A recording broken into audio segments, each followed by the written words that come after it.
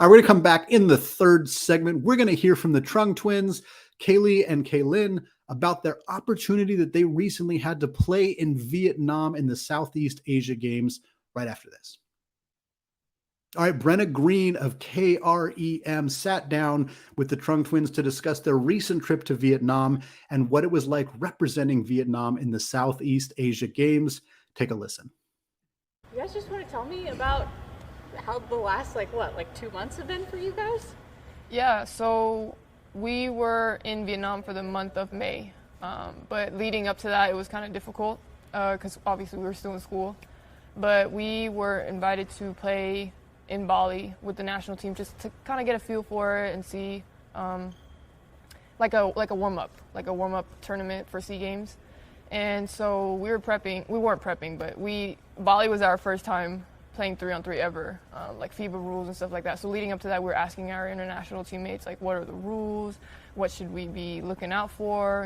How does the ball feel? We've never felt the ball before.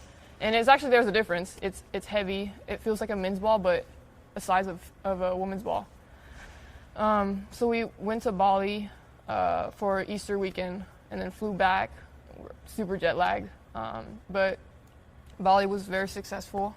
And then we took care of school, 2 weeks left, had to work stuff out to turn stuff in for finals week.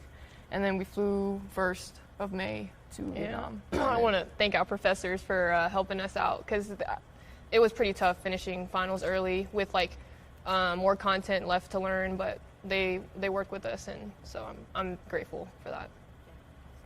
But yeah, Vietnam was very eventful. It's great. I smile every time I think about it just because of everything that did happen. We got there in Saigon and we practiced with the team for maybe 5-7 days a week, and then we left with the 3-on-3 team to Hanoi, and that's when the game started. I did not expect that many fans to show up, but they showed up and showed out. They sure did. For both men's and women's. Sometimes I don't like to compare because every place is different, but usually women's sports, we don't get that many fans, that many supporters, and so to us, I was kind of trying to, prep myself and just be like, all right, if nobody shows up, that's fine. But it was they showed up for our game and they stayed for the men's game. It wasn't like they showed up at the end of half or second half for our game and then stayed for the men's game. They showed up 2 hours before our game trying to get seats, and I was shocked with the long lines, and everyone was waiting for our bus to come in, and it was just an amazing feeling. We told Alex, sometimes you just have to be there, and that's one of the moments that you just have to be there to understand what we're trying to express. Yeah, but it was amazing. They really did show up and show out. When did you guys start talking with the national team about potentially, being able to play with that? Yeah, so we, head of the federation, Coach Yerkes, he reached out to us our freshman year, going into our freshman year of college.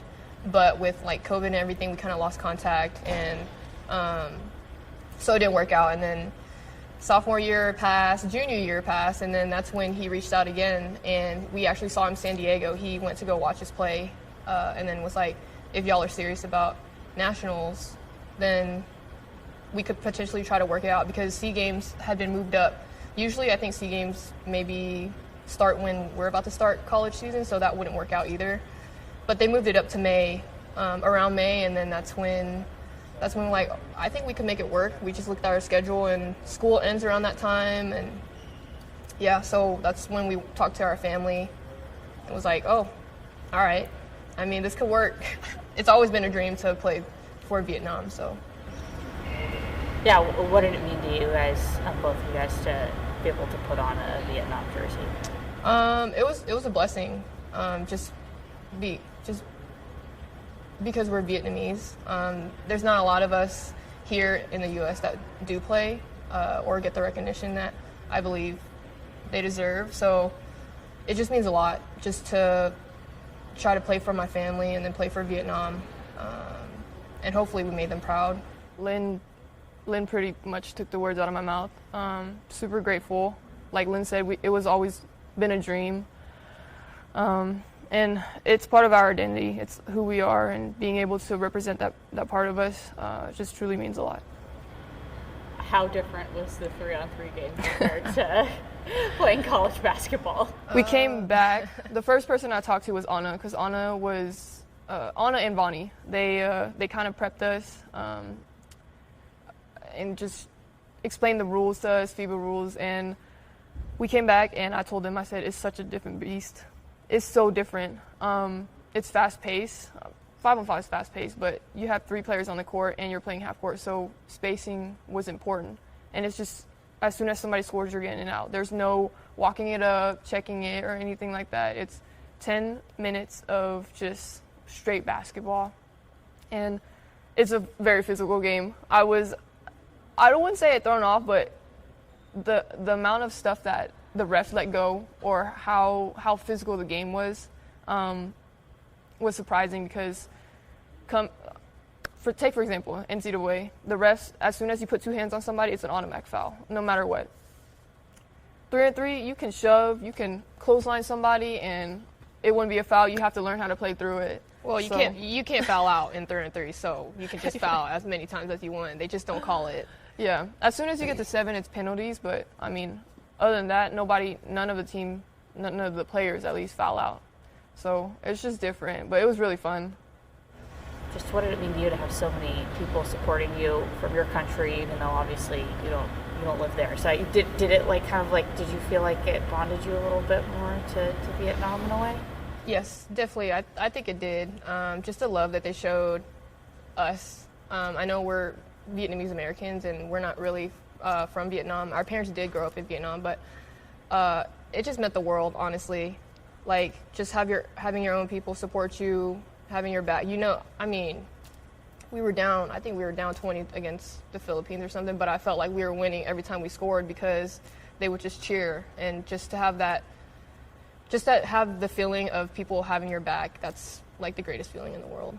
Yeah, it didn't matter whether you were up 20 or down 20. They were going to be there until the end, no matter what.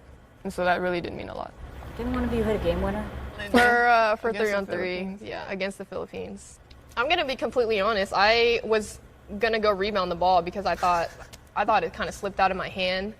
But it felt great, because when I saw the ball go through the net, that's when the crowd erupted. And I was like, we just won the game. And our teammates were telling us that they've never beaten the Philippines in basketball. So, again, greatest achievement that I guess Vietnam, and then to be a part of it, I feel blessed. I think this year for the SEA Games, there was a lot of first times for Vietnam. First time beating a certain team, first time medaling. And so it was special because we were able to do it in Vietnam instead of a different country that was hosting. So I think that was really special.